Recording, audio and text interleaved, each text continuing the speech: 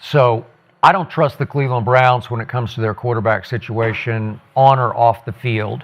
They announce on game day that Shedeur has a quote-unquote back injury, yet he did go out to warm up. They watched him warm up and they disqualified him because he's got a back injury. I don't trust it for 1 second. I mean, you have Myles Garrett now, and Myles, he's loyal to the soil. He had 5 sacks yesterday, set a record. You're right. He's throwing his helmet, and he's over there sitting on the bench all by himself, and the defense is getting ready to run out there. Kevin Stefanski, we don't care what you're telling us because your actions speak so loud, we can't even hear what you're saying.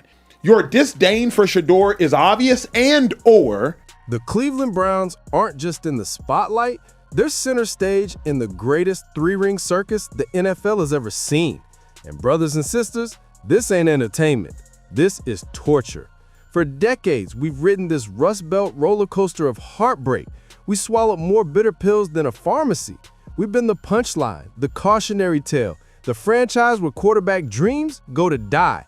But this, what's happening right now with Shedeur Sanders, this isn't just another chapter in our book of misery. This is the whole damn library going up in flames. Welcome to the most toxic, backwards, ego-driven quarterback controversy in NFL history, where a 2-time Coach of the Year would rather watch Rome burn than hand the keys to a 5th-round diamond in the rough, where injuries materialize like magic tricks on Sunday morning, where pride trumps winning, where the dog pound's patience isn't just tested, it's disrespected. This is the Shedeur Sanders disaster. And Dog Pound, buckle up, because it's about to get a whole lot uglier. Smash that like if you're ready to unleash Shedeur. Drop SS100 in the comments if you believe he's our future. Let me paint you the picture of rock bottom. The Browns just got their soul snatched 32-13, demolished, embarrassed, sent to the shadow realm on national television. Dylan Gabriel posted a QBR of 18.8, and that's not a typo.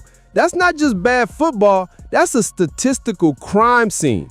The kind of performance that would get you benched before you reach the sideline in any organization with a pulse. But not in Cleveland, never in Cleveland. Because after that dumpster fire, heading into a bye week with 14 days to soul search and make the right call, Kevin Stefanski looked reality dead in the eye and blinked. When Mary Kay Cabot asked the question every Browns fan was screaming, what about giving Shedeur Sanders a shot? His response was colder than Lake Erie in January. Yeah, obviously my focus is where we are right now, Mary Kay. That's not my focus. Not your focus? Not your focus? Your offense just got shredded like paper. Your starting quarterback couldn't hit water if he fell out of a boat. Myles Garrett just dropped 5 sacks, set a franchise record, put on a generational performance, and he's watching it all go to waste while you twiddle your thumbs. In evaluating the most electrifying talent on your bench isn't your focus? I don't think he likes Shador. I just don't think he likes him. Because every chance he gets, he shows it. Well, Coach, you guys are getting your ass kicked. You don't want to put your backups in? That's not my focus right now. Like, I don't think he likes the kid. I don't think he likes Shedeur. I just don't think he likes him because every chance he gets, he shows it. Well, Coach, you guys are getting your ass kicked. You don't want to put your backups in. That's not my focus right now. Like, I don't think he likes the kid. That tells you everything you need to know. This isn't about football. This is personal. Let's rewind the tape and talk about how we got to this dumpster fire. Before a single snap was played this season, this disaster was already brewing. Shedeur Sanders, projected as a potential top 5 pick by Mel Kiper, a 74% completion rate in college, laser accurate, mental toughness you can't coach, leadership that makes coaches' mouths water. Everything you dream about in a franchise quarterback was right there on film. But during the pre-draft process, Sanders committed the ultimate sin in the eyes of the NFL's old guard. He was too confident, too flashy, 3 exotic cars, too much jewelry, too much swagger for the league's dinosaurs to stomach. Run a bunch of teams in the National Football League were offended by Shedeur's pre-draft interviews. Right. He did at the combine. Right. Too full of himself. They didn't like the way he handled himself. They didn't like the way he flaunted. 3 exotic cars, lots of ice. The result? Sanders cratered to the 5th round. Cleveland snapped him up. Or more accurately, GM Andrew Berry grabbed him. Because it's crystal clear now. Kevin Stefanski wanted nothing to do with this kid from day one. But here's the biggest problem now is there's a clear disconnect 2-5 between the general manager of the Browns, Andrew Berry, and the head coach, Kevin Stefanski. Andrew Berry wanted to draft Shedeur Sanders. Kevin Stefanski obviously did not. Because Kevin Stefanski gets to dictate who plays and who doesn't play, it don't matter that you drafted him. I don't want to play him. He's not playing. This whole circus is about one thing: control.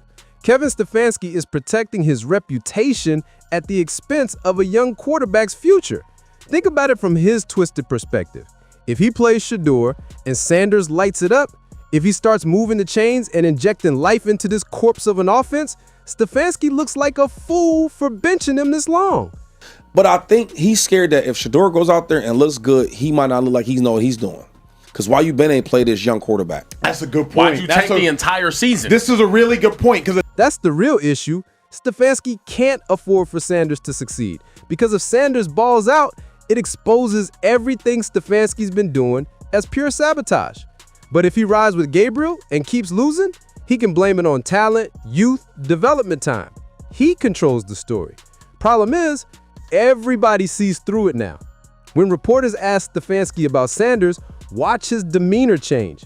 He gets cold, dismissive, defensive. It's not even subtle anymore. Meanwhile, Myles Garrett, the man setting records while his team burns, spoke up. He didn't directly say, play Shador, but the message was clear as Lake Erie on a calm day. Garrett praised Sanders for being first in the building, last to leave, talked about him seeking coaches for advice, called his maturity something every player should have.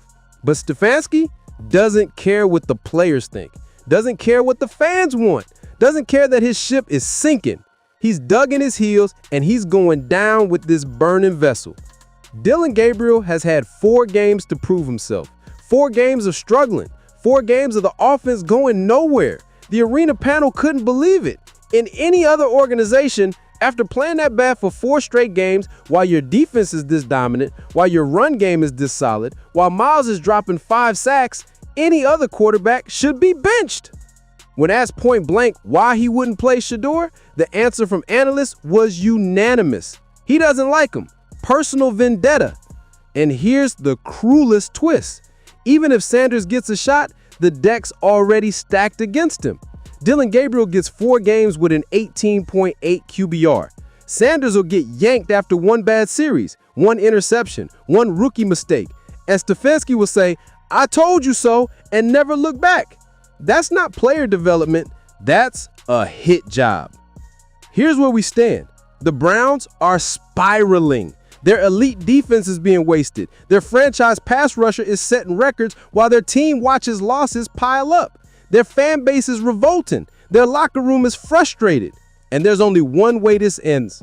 Either Stfansky gets fired and Sanders gets a fresh start with a coaching staff that believes in him, or Sanders gets traded to an organization that'll give him a real shot, or worst case, Sanders wastes an entire year rotting on the bench.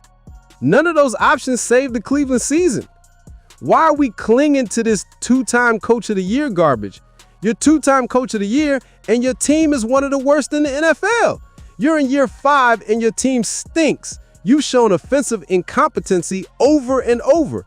Past awards don't give you the right to let personal feelings destroy your team's future.